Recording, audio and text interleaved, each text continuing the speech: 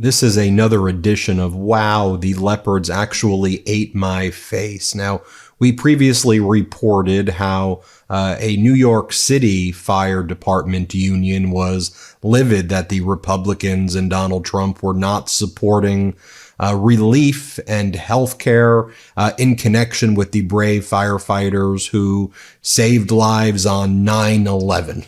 Right. And if the Republicans were not going to support additional health care for firefighter victims of 9/11, that pretty much tells you that they're not going to support broader health care policies for firefighters. They're not going to support wage increases, and they're not going to support anything that would improve the firefighter standard of living. I mean, it stands in stark contrast to when President Biden was in office, and he still is in office, but he was pushing initiatives and legislation that increased the pay of firefighters, especially those at the federal level, and also made it easier for worker compensation claims by firefighters to get approved. This is going viral right now on Reddit over the past day or two.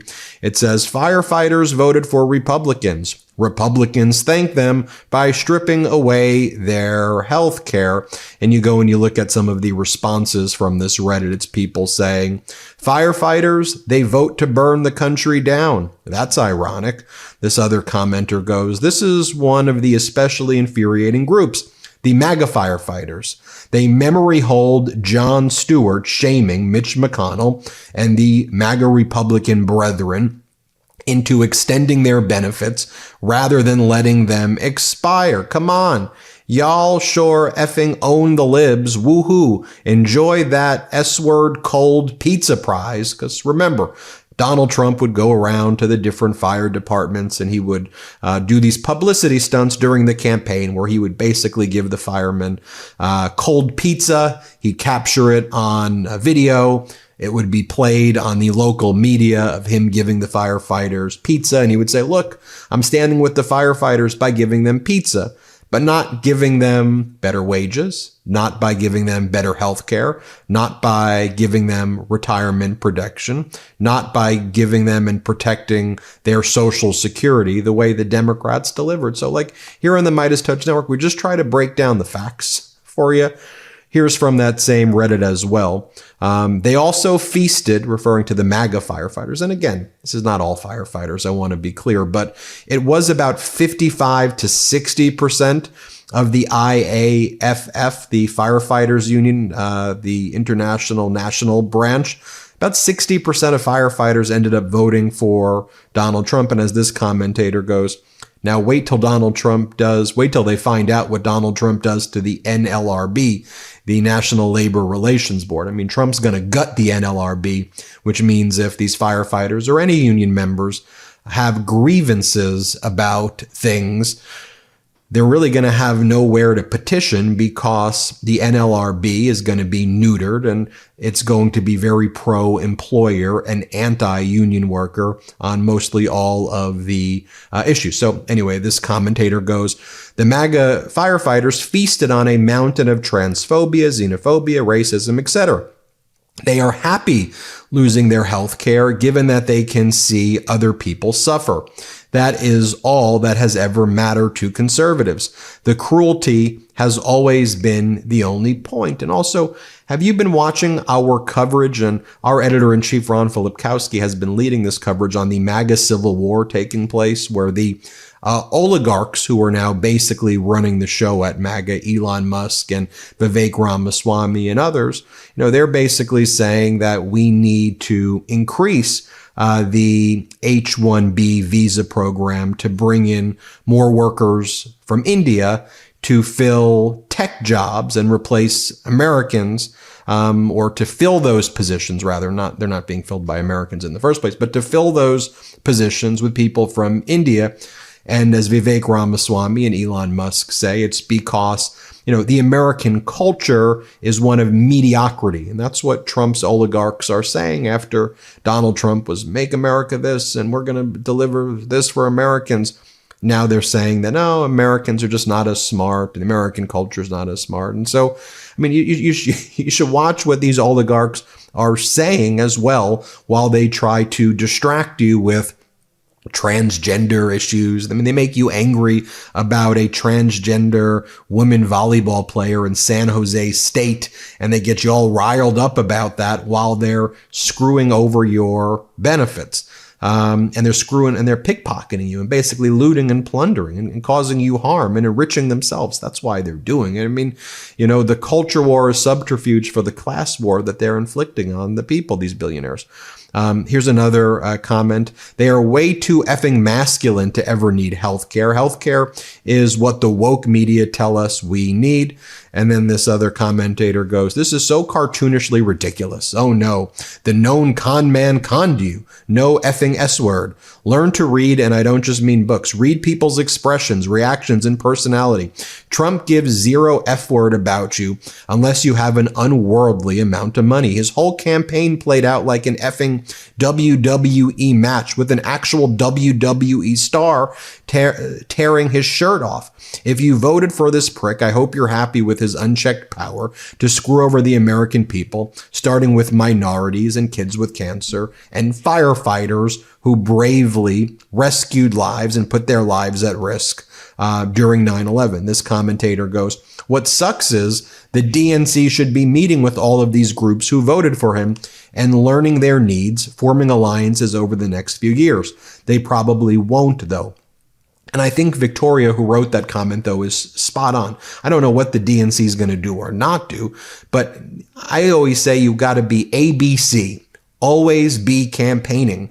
And I think right now, Democrats and future presidential candidates, you shouldn't be waiting until 2027 or 2026 or view, oh, wait a minute, now I've got to run for an election, so I got to start focusing on these issues. No.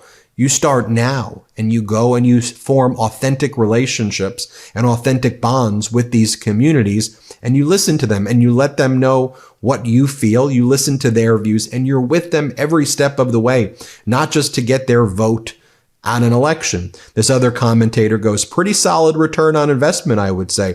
$100 in Little Caesars pepperoni pizza, and then you get their vote.